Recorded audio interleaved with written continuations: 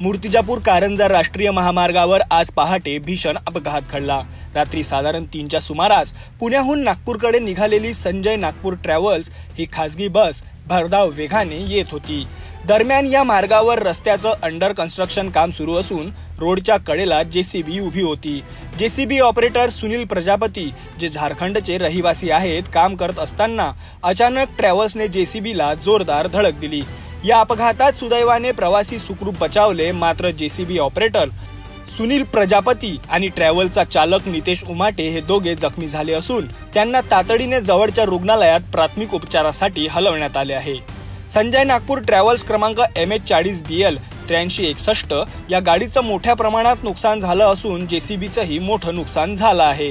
हा अपघात भडशिवनी ते खेरडा दरम्यान झाला असून रस्त्याच्या अर्धवट अवस्थेमुळे आणि अपुऱ्या चेतावणी फलकांमुळेच हा अपघात घडल्याचा प्राथमिक अंदाज आहे।